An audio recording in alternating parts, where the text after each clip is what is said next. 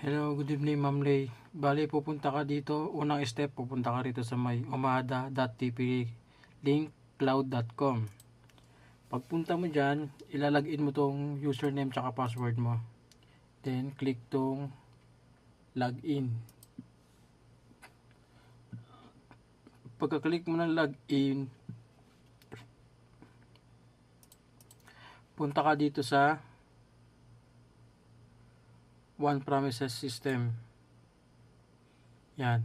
Pagpunta mo dyan, click mo itong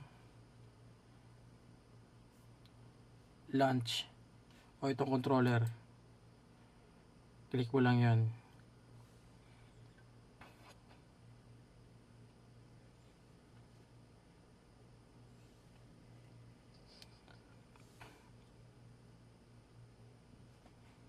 Okay. Pag na-click mo na yon, click mo naman tong center.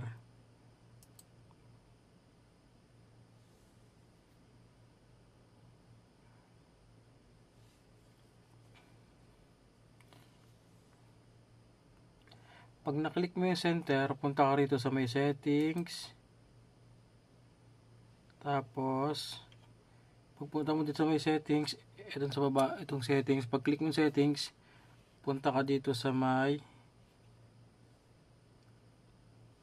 authentication. And then, pagpunta mo sa authentication,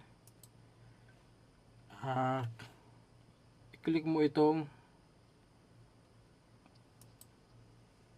edit. Ibabak ko.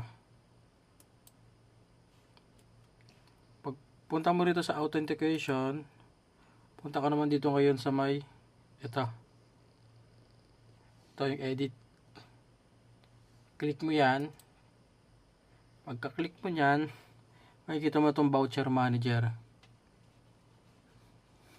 Kita ba? Ito. Pagka-click ng voucher manager, dito ka na mag-create ng ticket.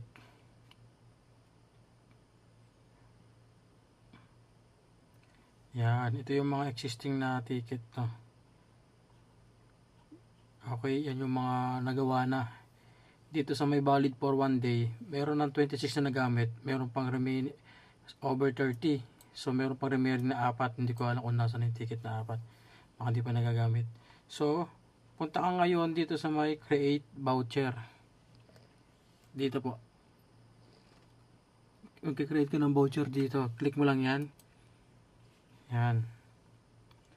Tapos dito, voucher name.